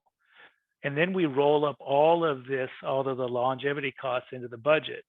And with this allow fixed budget items, we will then go through and say, okay, is there any Object 118 budget item that wasn't generated, or the amount wasn't generated from the employees? If there is, we will copy that preserved amount back to the fixed amount. So it allows you to have a mixture of fixed budget items and calculated budget items. And you have to manage it carefully, because you will overwrite every budget item that actually has a value calculated using the pay component, the benefit plan, or the calculation.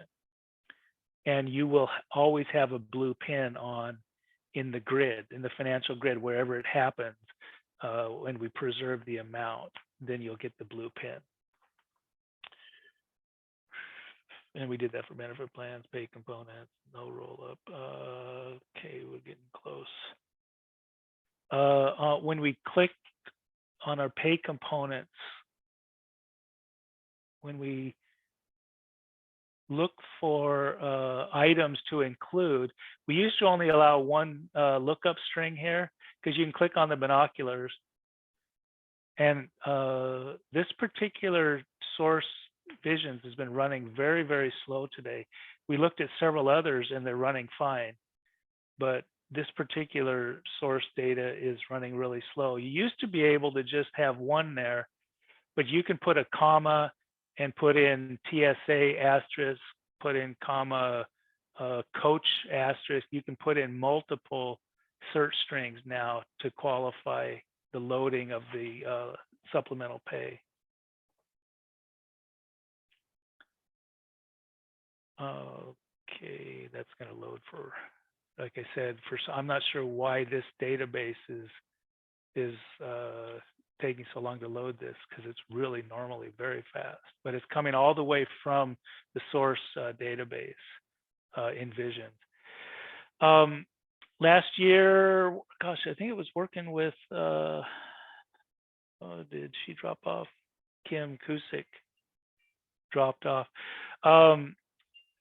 There's what you get when you look. You can get a list of all of the longevity pay, supplemental pay, who's getting it and how much. And so it's just a cross check, but that's a live look into Visions. And you can now have, like I said, multiple masks.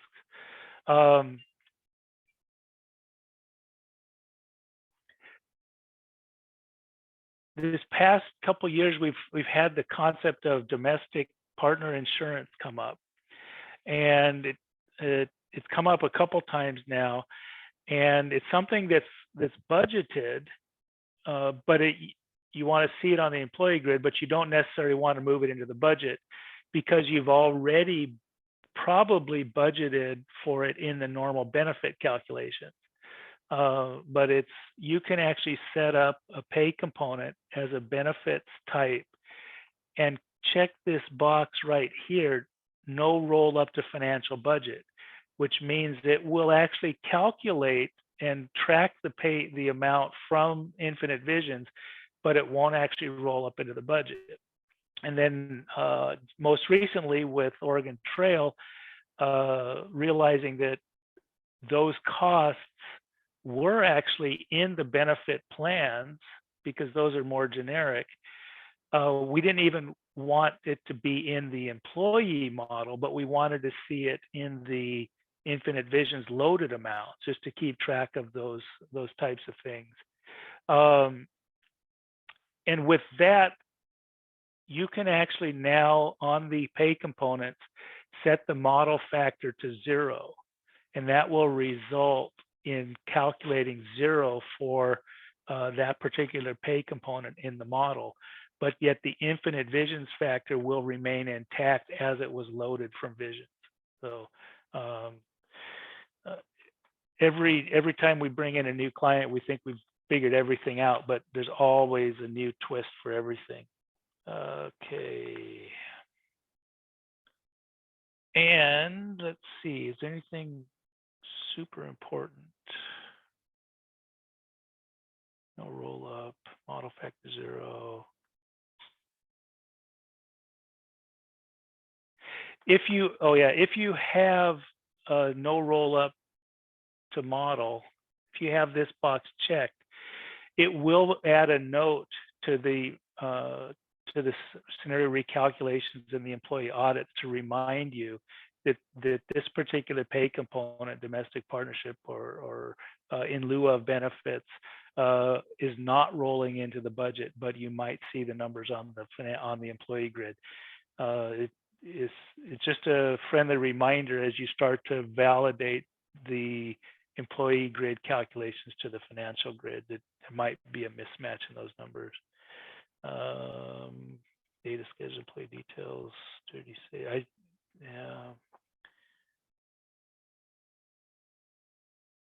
Explorer added. When you create a scenario version from Scenario Explorer, we added the ability to actually set the label, comments, and recalculate it automatically and open after copying. So used to be you'd have to create this scenario version, manually change the label, add the comments, and then open it and recalculate it. Well, now with these options, you can do it all in one operation. We actually surprisingly did not make a lot of changes to Budget Book, but probably the biggest change is the narrative editor is now an HTML type of editor that gives you limited rich text editing. And we also added a fiscal note to the budget elements, so you can put in notes that are specific just for this fiscal year and include them in the budget book. And that's separate from the PBAM budget element narratives or your own narratives if they're private grants or things like that. Added support for fiscal notes in the heading, support for rich text narratives on budget book. Some bugs it looks like we fixed. That's really, some of the things we're working on. I'm going to skip all the way to the bottom. Stepping pay components is a big deal. I got to make sure that that works well for the districts that need that. Web application, we're going to be working on the web app continuously. Audit error. Like I said, I want you to be able to click on the actions. Here's Scenario Explorer. If I wanted to create a scenario version or copy, it's going to give you those options like I was talking about. Set the label, recalculate, open after creating, and put your comments right there, all in one operation. Budget book. Oh, I really want to get the email ability to add email budget books. Ability to load state roll-up hierarchies and narratives. Table editor. It says you can't add new rows to the table editor, but I think we actually did that. A scope stack on the financials.